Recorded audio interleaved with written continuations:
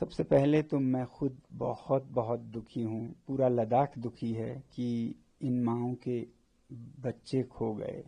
और उसके बाद फिर हम आरोप प्रत्यारोप का ये खेल खेलें, ये अच्छा नहीं लगता। ये बहुत दुख की बात है कि हम अपने सर से जिम्मेदारी हटाकर किसी, जैसे कहते हैं ना, स्केप गोट, बलि का बकरा बना के उस पे मर दें। ऐसा खेल हमें नहीं खेलना चाहिए। ये चतुराई जरूर है मगर समझदारी नहीं है। Clever move but not wisdom. इस समय हमें विजडम की जरूरत है। हम साथ में बैठ के सोचें कि इन बच्चों की क्या ऐसी विवशता थी कि वो सड़कों पे इस तरह से निकल आए, और उसे सुलझाएं तो सब सुलझेगा। ये सीमा शांत होगी, ये देश प्रगति करेगा। ना कि हम इसने किया उसने किया, मैंने कुछ नहीं किया, मैं तो अच्छा हूं बोलें। क्योंकि सच्चाई ये है कि ये बच्चे बहुत परेशान से थे। आज ही नहीं, 2 महीने से नहीं, 5 सालों से, बल्कि 6 सालों से ये अनएम्प्लॉयड थे, जॉबलेस। और इनके जो अरमान थे कि लोकतंत्र होगा नए लद्दाख में, वो भी नहीं हुए। कि संरक्षण होगा 6वें शेड्यूल में, वो भी नहीं हुए। बातचीत पे बातचीत घसीटते जा रहे थे, नतीजा कुछ नहीं निकल रहा था। अब मुझ पे दोष देने लगे थे यही युवा कि आपका शांति का पथ किसी काम का नहीं है, अपनी शांति आप अपने साथ। एक मिनट, आप अपनी शांति का पथ अपने साथ रखिएगा, हम अपने हाथ में लेंगे। ऐसा मुझे बुरा भला कहने लग चुके थे। तो ये बहुत दुर्भाग्य की बात है। सबसे बड़ी बात ये हम माने, और अभी इनकी लाशें वही हैं और इस पे हम आरोप प्रत्यारोप। आप सोचिए, क्या ये अच्छा लगता है किसी भी देश में कि सरकार किसी एक को चुन के, किसी एक पार्टी को इसने किया, और जो कमियां हमसे रह गई इस गवर्नेंस में, इस सिस्टम में, उनको हम बिल्कुल नजरअंदाज कर दें, तो फिर दोबारा ये उठेगा। आप किसको अकाउंटेबल मानते हैं? क्योंकि आपको मैं तब से फॉलो कर रहा हूँ, बहुत लंबा समय। आपको तमाम लोग इंस्पिरेशन के तौर पर भी वांकिब साहब देखते हैं। आपको याद होगा, मैंने आपका पहला इंटरव्यू किया था जब आप लद्दाख भवन में प्रोटेस्ट पर बैठे थे। जी, जी। आप दीवार के ऊपर चढ़ के मुझे इंटरव्यू दे रहे थे, एनआई के बैनर तले ही। और इस समय मैं आपका इंटरव्यू कर रहा हूँ। दोनों में जमीन आसमान का अंतर है। एक समय आप शांति के पथ पर तमाम लोगों को बढ़ा रहे थे और आज उल्टा आरोप लग रहा है। मगर पथ वही है मेरा। तो मैं किसी को जिम्मेदार नहीं ठहराना चाहता हूं, मगर एक सच्चाई भी है ना कि 2020 से हमें वादा दिया गया कि आपको 6ठे शेड्यूल में संरक्षित किया जाएगा। खासकर इन नौजवानों को ये वादा दिया गया था कि 21,000 नौकरियां निकलेंगी, फिर 6,000 नौकरियां निकलेंगी, और निकला कुछ भी नहीं, ना के बराबर। शायद अभी हाल ही में 1,500 नौकरियां निकले होंगी। वो बिल्कुल बेरोजगार हैं। आप समझ रहे हैं, घर पे जाओ तो वो माँ बाप की टोक सुनते थे, बाहर जाओ तो बेकार हैं, दोस्तों में शर्मिंदा हैं। ऐसे में वो भड़क कर बाहर आ गए। वो बाहर कभी नहीं आते थे, बल्कि ये जो आंदोलन चल रहा था, इन सब लोगों की एक शिकायत थी कि ये युवा पीढ़ी बहुत मतलबी हैं, अपने घरों में घुसे रहते हैं, बाहर नहीं आते हैं, क्योंकि इनको डर है कि सरकार इनके चेहरों की तस्वीर लेगी और इंटरव्यूज में इन्हें हैरस करेगी। तो ये कभी नहीं निकलते थे। अचानक कल ऐसे निकल आए, ये किसी का मतलब इमेजिनेशन में भी नहीं था। क्या आपको पहले इस बात का इल्म नहीं था कि ये जो प्रोटेस्ट आप हंगर स्ट्राइक कर रहे थे वो इस तरह का रूप ले लेगी? बिल्कुल नहीं, बिल्कुल नहीं, बिल्कुल नहीं। हम इतना कह रहे थे, कल के लिए ये बातचीत चल रही थी। फैसला आपने जेनजी सब का नाम लिया, आपने नेपाल के उस रिवॉल्यूशन का भी एग्जाम्पल दिया जिसमें उग्र प्रदर्शन किए गए, हिंसक प्रदर्शन किए गए, नेपाल के इंफ्रास्ट्रक्चर पर डेंट कराया गया, नेपाल की डेमोक्रेसी खतरे में आ गई। तमाम आरोप और उस तरीके की बात को आप इंडोर्स करते हुए दिखाई। नहीं, ऐसा मत कहिए। इंडोर्स करते, जब ये हो चुका था, पहली बात तो कुछ लोग कहते हैं कि आपने ऐसा कह के इंसाइट किया। जब ये हो चुका था, मैंने तब एक अपडेट दिया जिसमें मैंने कहा कि ये हिंसा निंदनीय है। शब्द था निंदनीय है। मैं बहुत दुखी हूं इससे। आप हमारा समर्थन नहीं बल्कि हमारी बदनामी कर रहे हैं। और फिर मैंने कहा कि ये अचानक से बिना किसी पहले के उसके अचानक से ऐसे हजारों में युवा निकल गए, मानो जैसे जेनजी रेवोल्यूशन सा हो, ऐसा एक शब्द निकल गया। वैसे मैं जेनजी प्रयोग नहीं करता हूं, अब ये बच्चे खुद को करते हैं तो इसलिए शायद मेरे मुंह से निकला, वरना हमें जेनजी से इतना छूत भी नहीं होना चाहिए। ऐसा कोई शब्द में तो बुराई नहीं है, पता नहीं कुछ लोगों को इतना क्यों लगता है, मैं भी यूज नहीं करता हूं, मगर कल ये मैंने सिर्फ इसका वर्णन करते हुए कहा, ऐसा एक हालात हो गया लद्दाख में जिससे हम सब दुखी हैं। ये होने के बाद का अपडेट है, आप जाके देख सकते हैं। आपने कभी ऐसा लद्दाख देखा था? नहीं भी नहीं कहूंगा। जब हम जम्मू कश्मीर में थे तो यूटी का मांग करते हुए ऐसा ही एक हिंसक आंदोलन हुआ था 89 में, 89 में, मगर इस हद का नहीं था। ये बहुत ही अजीब अंदाज का, यहाँ कोई नहीं रोक पा रहा था। आपको पता है आज हमारे जो एपेक्स बॉडी है लद्दाख की, उसका यूथ विंग, उनके लीडर्स को धर पकड़ कर रही है सरकार, घरों से जाके उनको पकड़ रहे हैं। सच्चाई ये है कि वो बेचारे जाकर गाड़ियों से, लाउड स्पीकर से उनको मनाने की कोशिश कर रहे थे कि आप ये मत कीजिए, हमारा काम ये नहीं है, मगर उनपे ही पथराव होने का डर था। ऐसे ही हमारे वरिष्ठ नेता थुप्तन जी और त्सेरिंग जी भी वहां गए मैदान में उनको रोकने के लिए, कोई किसी की सुन ही नहीं रहा था। पागलपन सा, भूत सा सवार था उनपे। तो वांगचुक साहब, किसी को गिरफ्तार ना किया जाए, किसी को अकाउंटेबल ना बनाया जाए, किसी के ऊपर अकाउंटेबिलिटी फिक्स ना किए जाए, कहा जाए कि ये सरकार की गलती है? नहीं, ऐसा तो नहीं। हिंसा को तो हम कभी भी सही नहीं ठहरा सकते हैं। कानून को अपना रास्ता लेना चाहिए, कोर्स लॉ जो कहते हैं, तो जो गलत हैं उन्हें सजा होनी चाहिए।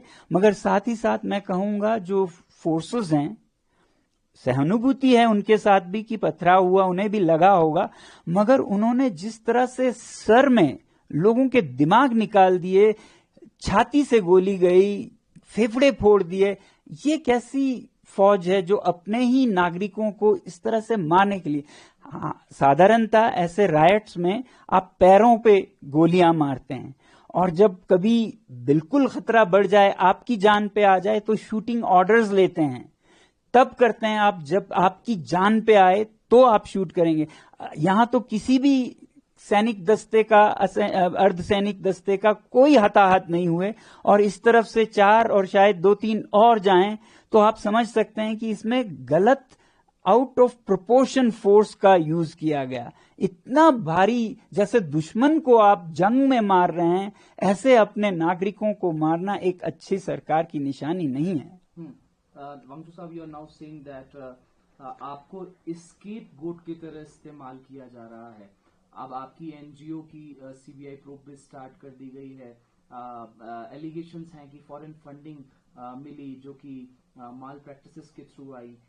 इस चीज को कैसे देख रहे हैं? और ठीक जिस तरीके से रिवॉल्यूशन हुआ कल, इतनी जाने गई, उसके ठीक बाद अगले दिन आपके खिलाफ सीबीआई जांच। जी नहीं, सीबीआई जांच अभी नहीं हुई।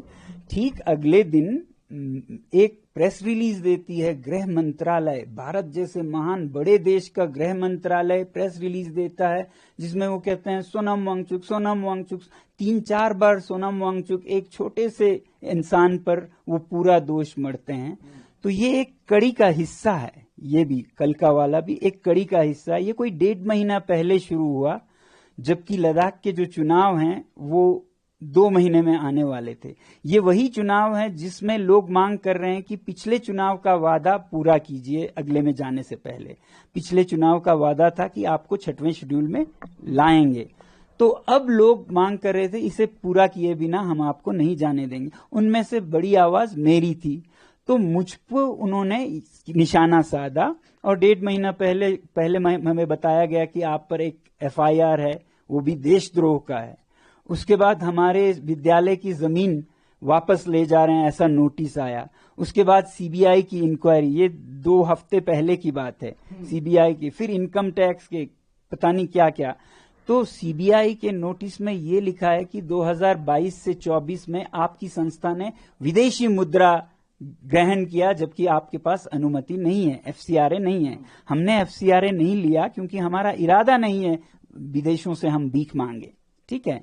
मगर 2000 लेकिन आपने पैसे तो लिए। हाँ, अब देखिए वो क्या पैसा है। ये किसी भी यूनिवर्सिटी का सपना होगा, और जो ये यूनिवर्सिटी करने में काबिल होगी उसे पुरस्कार दिया जाएगा कि उसका ज्ञान यानी कि भारत का ज्ञान विदेशों में निर्यात हो। तो हमारे जो पैसिव सोलर हीटेड बिल्डिंग्स है जो हमने लोगों के लिए, इंडियन आर्मी के लिए बनाए, वो अफगानिस्तान में ले जाना चाहते थे संयुक्त राष्ट्र संघ, यूनाइटेड नेशंस, और उन्होंने इसके लिए हमें फीस अदा की। उसी तरह हमारे आर्टिफिशियल ग्लेशियर्स को स्विट्जरलैंड की एक यूनिवर्सिटी और इटली के एक संस्था चाहते थे कि ये प्रोजेक्ट्स में प्रयोग किया जाए। उसके लिए हमें ज्ञान की दक्षिणा, फीस अदा की। वो फीस बाज़ाब्ता टैक्स के साथ है। आप जब चंदा लेते हैं उस पर टैक्स नहीं लगता है। ये सर्विस एग्रीमेंट है जो आपकी एक क्या कहते हैं, इज्जतदार नॉलेज पार्टनर किसी और को नॉलेज सप्लाई करता है। तो इसको फॉरेन कंट्रीब्यूशन नहीं कहते हैं। वो भी समझ गए कि उन्होंने गलती से इसे फॉरेन कंट्रीब्यूशन माना, मगर बंद करने के बजाय अब वो 22 से 24 के बजाय 21, 20 कहीं तो कुछ मिले ढूंढने लग गए। फिर हमारे जो छोटे बच्चों का विद्यालय है वहां चले गए, उससे मांगने लगे। ठीक है, मांगिए, आपको जो मिले ले लीजिए, मगर मैं ये कहता हूं कि आपको ये मिलेगा कि यहाँ एक ऐसा विद्यालय है जहां के संस्थापक खुद अपनी जेब से विद्यालय को 1-1 करोड़ साल का देते हैं। अब उसका क्या इनाम देंगे वो, ये मैं नहीं पूछना चाहूंगा। इनकम टैक्स के समन्स आ रहे हैं, उन्हें ये नहीं पता है कि लद्दाख क्षेत्र में कोई टैक्स नहीं देता है, टैक्स माफ है यहां, फिर भी एक आदमी देता है, वो मैं हूं, क्योंकि मैं अपना दायित्व समझता हूं और मैं दे सकता हूं, तो बिना जरूरत के टैक्स देता हूं। कितने लोग हैं भारत में जो बिना मांगे टैक्स देते हो, उस पर इनकम टैक्स के समन्स मानो ये कह रहे हैं कि आपने क्यों टैक्स दिया।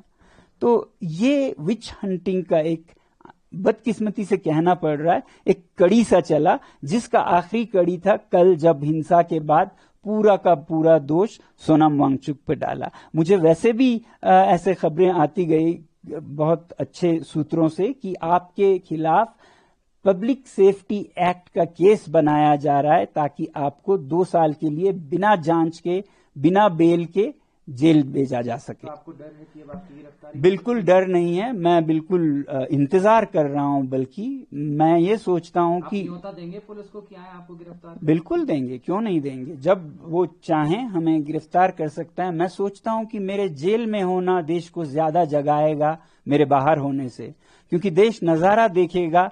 जो आदमी देश विदेश से भारत के लिए मैग्सेसे से लेके रोलेक्स अवार्ड से लेके 30 पुरस्कार लाता है, 8 तो यूनिवर्सिटीज के ऑनररी डॉक्टरेट्स लाता है, देश का नाम ऊंचा करता है, यहाँ के ज्ञान को निर्यात करता है, और चीन जैसे देशों के खिलाफ बायकॉट चाइनीज प्रोडक्ट्स का मुहिम चलाता है, जो आगे ले जाके सरकार भी उसे आगे बढ़ाती है।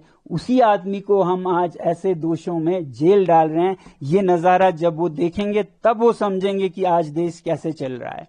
तो इसलिए मैं सोचता हूं मेरी देश सेवा की यही एक आखिरी कड़ी रह गई है। वांगचुक साहब, क्या पहले जैसे सोनम वांगचुक बनकर के अब उन तमाम युवाओं के बीच में, लद्दाख वासियों के बीच में, भारतवासियों के बीच में, हमने देखा है आप क्लाइमेट चेंज पर बात करते हैं, आप ग्लोबल वार्मिंग पर बात करते हैं, बड़ी संख्या में युवा आपको फॉलो करते हैं। जब आप विदेशों में जाते हैं, आप एक पोस्ट करते हैं, उस पर मिलियंस लाइक होती हैं।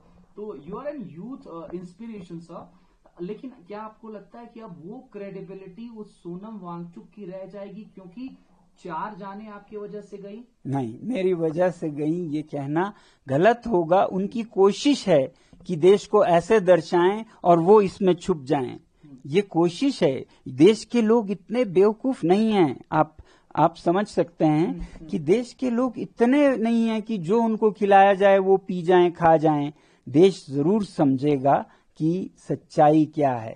क्या पुराने वाले सोनम वांगचुक की तरह जैसे आप दिल्ली में बैठ जाते थे प्रोटेस्ट करने, आप तमाम जगहों से वो इंफॉर्मेटिव चीजें डालते थे, आप हंगर स्ट्राइक पर बैठ जाते थे, क्या आपको लगता है कि अब उसी तरीके से लद्दाख वासी, देशवासी आप पर भरोसा करेंगे उस पुराने वांगचुक की तौर पर? देखिए, लद्दाख वासी तो और भी 10 गुना करेंगे, क्योंकि उन्हें सच पहले से ही पता है। देशवासियों को जैसे जैसे पता चलेगा वो भरोसा करेंगे, उससे भी ज्यादा पहले से भी, क्योंकि अब तो ये 75 कठिन परीक्षणों से परखा हुआ सोना है। कल तक तो ये सोना है बोलते थे, मान लेते थे। अब उन्हें दिखेगा कि ये सोना कहीं गलता नहीं, पिघलता नहीं, बर्फ में हो चाहे आग में हो, ये खड़ा रहता है। अगर हमारे देश की जो सबसे बहुमूल्य एक नारा है, सत्यमेव जयते, उसमें जरा भी ताकत है, सच्चाई है, तो देश मुझे जरूर समझेगा, अगर सत्यमेव जयते अभी भी जिंदा है तो। वांगचुक साहब, मेरा ये अंतिम सवाल रहेगा कि अब आप क्या उसी बुलंदी के तौर पर लद्दाख के पूर्ण राज्य की मांग हो, 6th स्केड्यूल की मांग हो, उसको आगे बढ़ाएंगे? क्योंकि अब हमने देखा कि इस प्रोटेस्ट को उस तरीके से लोग नहीं देख पाएंगे, तो क्या अब कल से उसी तौर पर आप लग जाएंगे? क्योंकि आपने तो हंगर स्ट्राइक भी खत्म कर दी, अब आप पर तमाम आरोप हैं, तो क्या उसी मोटिवेशन के साथ, उसी ऑप्टिमिस्टिक एटीट्यूड के साथ आप वो सारी मांगे लद्दाख के लिए कल से रखेंगे? पहली बात, अगर हमने आप रखेंगे ANI पर? जी, अगर हमने अनशन बंद किया वो देश हित में, लोगों के हित में किया, कि अगर इतना उपद्रव हो रहा है तो ऐसे में हम अनशन ही हटा देंगे, क्योंकि इस उपद्रव के पीछे युवा का डर था कि ये अनशन वालों को कुछ हो ना जाए, इसलिए वो भड़क गए थे कि 14वें दिन पे 2 लोग अस्पताल चले गए, ले जाना पड़ा गंभीर स्थिति में। तो ये डर था, तो हमने कहा कि ये अनशन ही हम हटाएंगे, आप कृपया ऐसा मत कीजिए। ये मेरा एक योगदान था कि शांति कैसे जल्दी से जल्दी लाएं। ठीक है, आगे जाने की बात है। लद्दाख के लोग तो जैसा मैंने आपको कहा सब समझते हैं, और लोगों को भी समझ आएगी। हाँ, हम वैसे ही कहेंगे कि जो वादे थे आप पूरा कीजिए, वही एक तरीका है लद्दाख के युवाओं के मन को शांति देने का, और जिनकी मृत्यु हुई उनके आत्मा को शांति देने का, कि आखिर आप समझे हमारे दर्द को। अभी भी आप अगर उस दर्द को न समझी करके कालीन के नीचे दबाएं और औरों पे दोष साधते रहें, तो न उनकी आत्मा को शांति मिलेगी, न इनके गुस्से ठंडा होगा, तो ये और भड़केगा। तो ऐसा न करें। मैं कृपया विनती करता हूं सरकार से कि इस मौत के बाद आप ऐसा खेल मत खेलिए कि ये उसका था, ये इसका था। समझिए कि पिछले 6 सालों में लद्दाख के साथ क्या हुआ। देश मतलब बुद्धू नहीं है ना, देश ने देखा है सोनम वांगचुक हमेशा अनशन के पथ पर, पदयात्रा के पथ पर शांति के साथ ही चला, कभी उससे डगमगाया नहीं। अब आज अगर हालत हद से निकल गए तो फिर वो हालात की बात है कि युवा ने हमें रिजेक्ट कर दिया। हमें खुद दुख है कि आज हम फेल हुए, हमारा जो पाथ था उसको उन्होंने रिजेक्ट किया और वायलेंस पे चले गए। हमें तो दुगना दुख है। एक तो जो हुआ, एक छोटा सा मैं सवाल जोड़ना चाहूंगा, क्या कांग्रेस पार्टी से भी आपकी इस बीच कोई बातचीत हुई थी? क्योंकि हिंसा के तुरंत बाद भारतीय जनता पार्टी की तरफ से एक बयान निकल करके आया कि कांग्रेस पार्टी के कुछ लोग इस कहीं न कहीं हिंसा को बढ़ाने में दिखाई दिए। बीजेपी दफ्तर में घुसने वाले व्यक्ति का नाम कांग्रेस नेता के तौर पर सामने आया। पहले ये बताऊं, कुछ ही हफ्ते पहले कांग्रेस पार्टी को हमारे एपेक्स बॉडी से निकाल दिया गया था ताकि ये अपोलिटिकल रह सके।